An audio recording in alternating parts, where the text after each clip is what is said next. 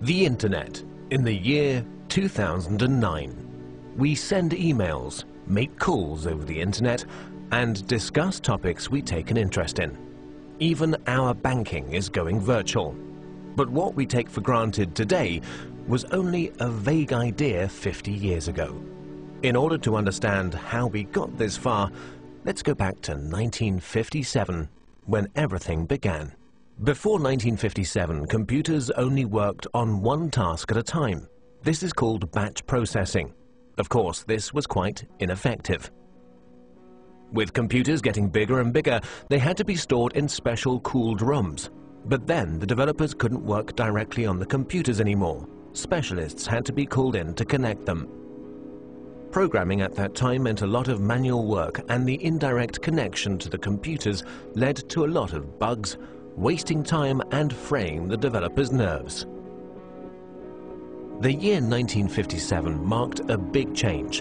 A remote connection had to be installed so that the developers could work directly on the computers. At the same time, the idea of time sharing came up. This is the first concept in computer technology to share the processing power of one computer with multiple users.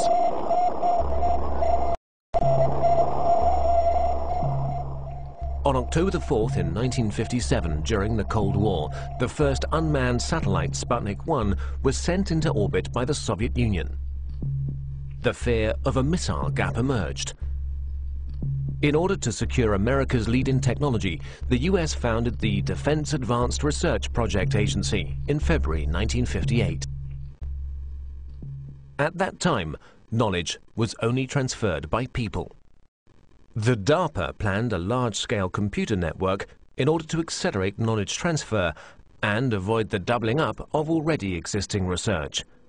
This network would become the ARPANET. Furthermore, 3 other concepts were to be developed, which are fundamental for the history of the Internet. The concept of a military network by the RAND Corporation in America. The commercial network of the National Physical Laboratory in England.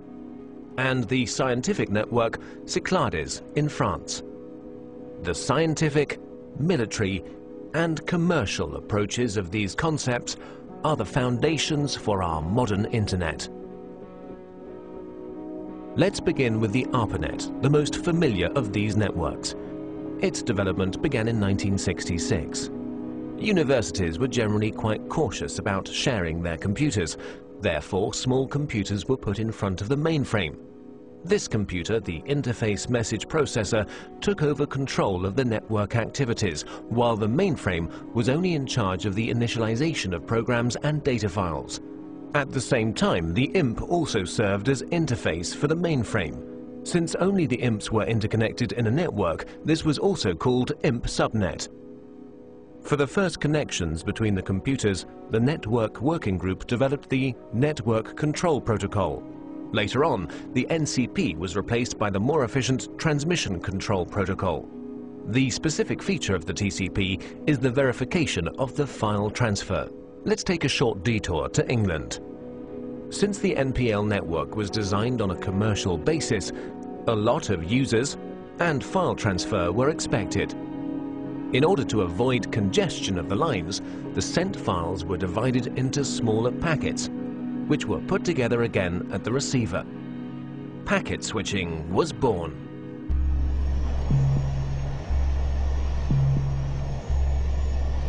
In 1962, American Ferret aircraft discovered middle and long-range missiles in Cuba, which were able to reach the United States. This stoked fear of an atomic conflict. At that time, information systems had a centralized network architecture.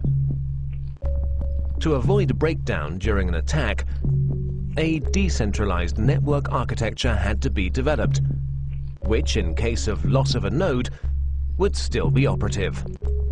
Communication still used to work through radio waves.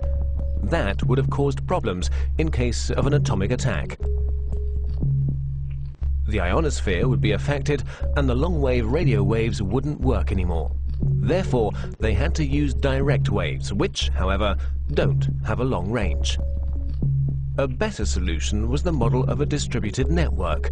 Thus, long distances could be covered with a minimum of interference.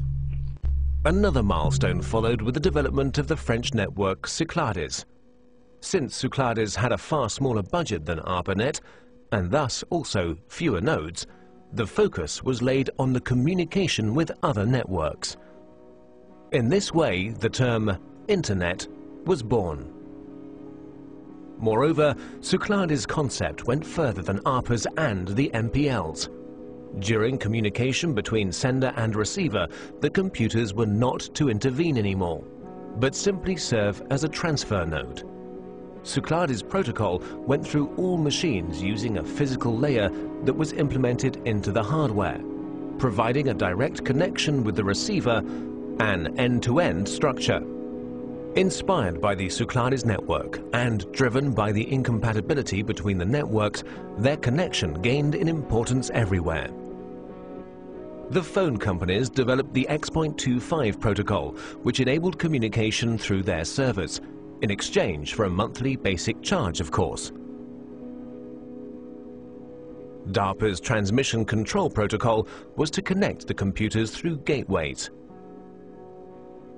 And the International Organization for Standardization designed the OSI reference model.